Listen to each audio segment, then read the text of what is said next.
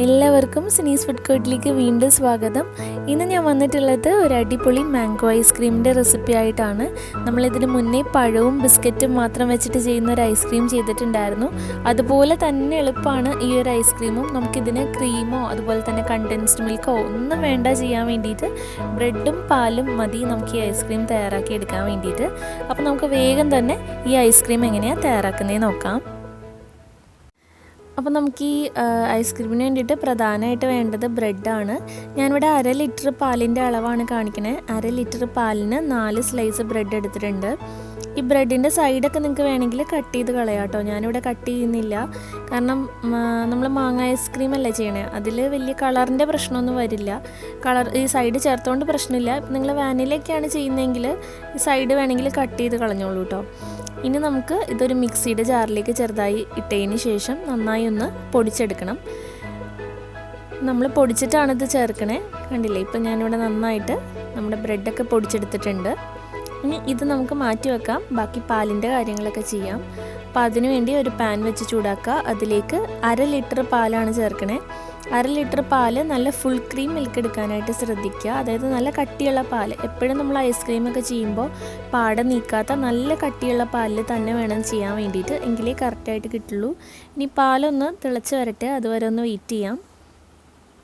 ഇപ്പോൾ പാലൊക്കെ ഒരുവിധം തിളച്ച് വന്നിട്ടുണ്ട്. ഇതിലേക്ക് നമുക്ക് പഞ്ചസാര കൂടെ ചേർത്ത് കൊടുക്കണം. ഞാനൊരു 4 ടേബിൾ സ്പൂൺ, അതായത് ഒരു 1/4 കപ്പ് പഞ്ചസാരയാണ് ചേർക്കണേ. അപ്പം മാങ്ങയുടെ മധുരം നോക്കിയിട്ട് പഞ്ചസാര ചേർക്കാം കേട്ടോ. മാങ്ങയ്ക്ക് അത്യാവശ്യം മധുരം ഉണ്ട്, അപ്പോൾ അതുകൊണ്ട് ഞാൻ 1/4 കപ്പ് പഞ്ചസാര ചേർത്തിട്ടുള്ളൂ. നിങ്ങൾക്ക് വേണമെങ്കിൽ കൂടുതൽ ചേർത്ത് കൊടുക്കാം. പഞ്ചസാര കൂടെ ചേർത്തിട്ട് നമ്മളിത് കുറച്ച് നേരം കൂടെ ഒന്ന് തിളപ്പിക്കണം. അപ്പോഴാണ് ഒന്നുകൂടെ ടേസ്റ്റ് ആവുക. ശരിക്കും പാലും ആ പഞ്ചസാരയും കൂടെ കുറച്ചൊന്ന് കുറുകി വരുമ്പോൾ ഒരു പ്രത്യേക ടേസ്റ്റാണ്. ഇനി ഇതിലേക്ക് നമുക്ക് പൊടിച്ച് വെച്ചിട്ടുള്ള ബ്രെഡ് കൂടെ ചേർത്ത് കൊടുക്കാം. അപ്പോൾ ബ്രെഡ് ചേർത്തിട്ട് നന്നായി ഇളക്കി കൊടുക്കുക, ലോ ഫ്ലെയിമിൽ വെക്കുക.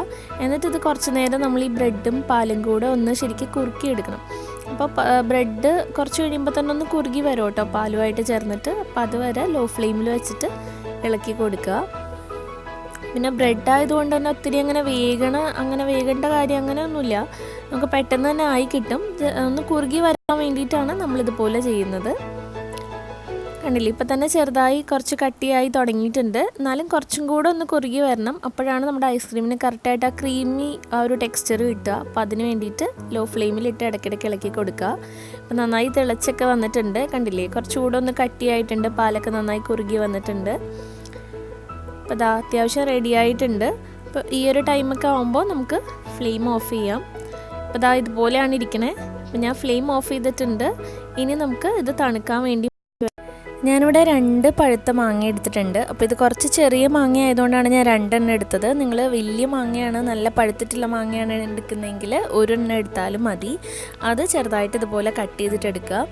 പിന്നെ മാങ്ങയുടെ ആ ഒരു മധുരവും അതുപോലെ കളറും അനുസരിച്ചായിരിക്കും നമ്മുടെ ഐസ്ക്രീമിൻ്റെ ഒരു ടേസ്റ്റും. അപ്പോൾ നല്ല ടേസ്റ്റുള്ള നല്ല കളറുള്ള മാങ്ങ എടുക്കാനായിട്ട് ശ്രദ്ധിക്കുക.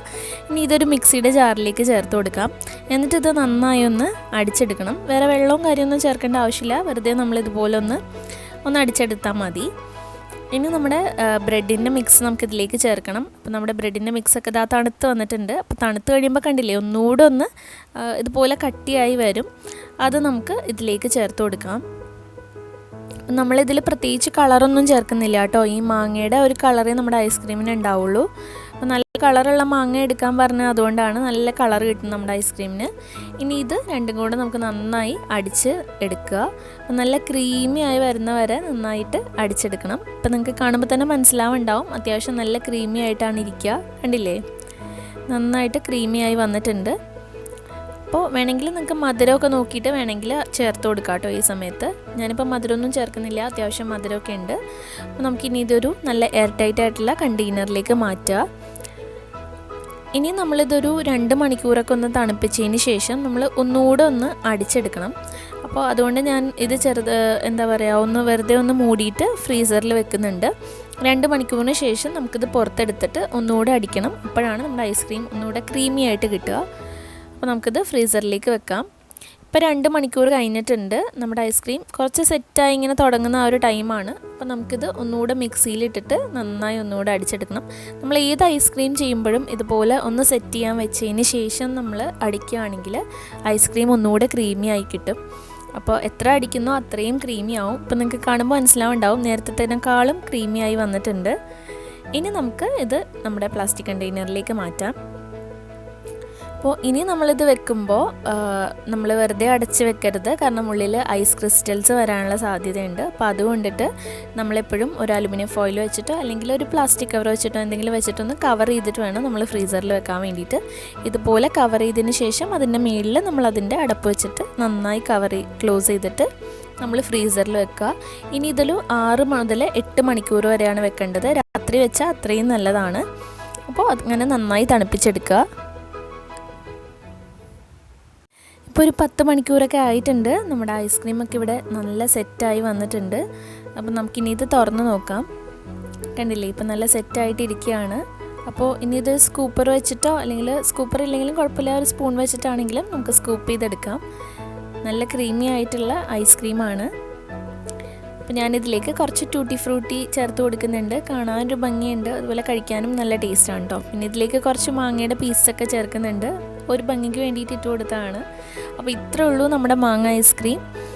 നല്ല എളുപ്പമല്ലേ ഉണ്ടാക്കാനായിട്ട്, അതുപോലെ നല്ല ടേസ്റ്റുമാണ് കഴിക്കാനായിട്ട്. നമുക്ക് വേറെ ക്രീമും പാലും ഒന്നും വേണ്ട, വളരെ കുറഞ്ഞ ചിലവിൽ തയ്യാറാക്കാൻ പറ്റുന്ന ഐസ്ക്രീമാണ്. എല്ലാവരും ട്രൈ ചെയ്ത് നോക്കുക. ട്രൈ ചെയ്ത് നോക്കിയിട്ട് നിങ്ങളുടെ അഭിപ്രായങ്ങളൊക്കെ കമൻറ്റ് ചെയ്യാനായിട്ട് മറക്കരുത്. പിന്നെ വീഡിയോ ഇഷ്ടമായിട്ടുണ്ടെങ്കിൽ ലൈക്ക് ചെയ്യുക, ഷെയർ ചെയ്യുക. നമ്മുടെ ചാനൽ താഴെ കാണുന്ന സബ്സ്ക്രൈബ് ബട്ടൺ ഒന്ന് പ്രസ് ചെയ്തിട്ട് സബ്സ്ക്രൈബ് ചെയ്യുമ്പോൾ അടുത്തുള്ള ബെല്ലൈക്കൺ കൂടെ ഒന്ന് ക്ലിക്ക് ചെയ്യുക കേട്ടോ. അപ്പോൾ നെക്സ്റ്റ് വീഡിയോയിൽ കാണാം. Thank you.